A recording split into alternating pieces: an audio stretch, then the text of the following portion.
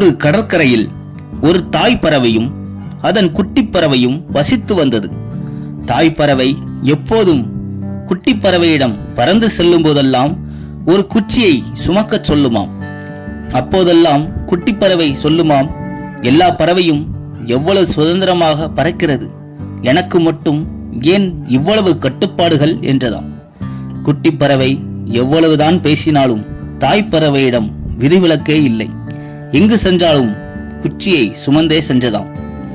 ஒரு நாள் பல பறவைகள் ஒன்று சேர்ந்து கடற்கரையிலிருந்து மற்றொரு கரைக்கு யார் முதலில் பறந்து சென்று யார் திரும்பி வருகிறார்கள் என்று போட்டி வைத்ததாம். தாய் பறவைக்கு தெரியாமல் இந்த குட்டி பறவையும் கலந்து கொண்டது. பல பறவைகள் பறக்க குட்டி பறவை கடைசியாக பின்னால் குச்சியுடன் பறந்தது. 2 மைல் தூரம் பறந்து சென்றபோது ஒரு பறவை திரும்பி வந்தது.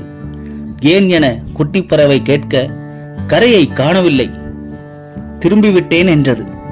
3 மைல் தூரம் சென்றபோது பல பறவைகள் திரும்பி, இதற்கு மேல் செல்லுவது உயிருக்கே கடினம் என்றது.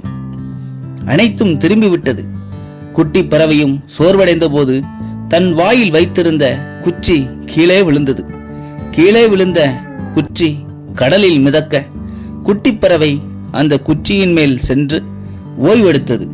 அனைத்து பறவையும் தன் இலக்கை அடைய முடியாமல் திரும்பிய போது நடுக்கடலில் தான் சுமந்த குச்சியால் ஓய்வெடுத்து மீண்டும் தன் இலக்கை தொடர்ந்தது இந்த குட்டி பறவை.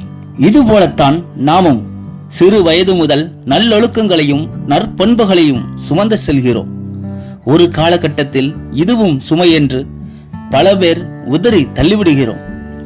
யாரோ நம்மில் ஒரு சிலர் மட்டும்தான் நேர்மையாய் இலக்கை நோக்கி வெற்றி பாதையில் பயணித்துக் கொண்டே இருக்கின்றோம்.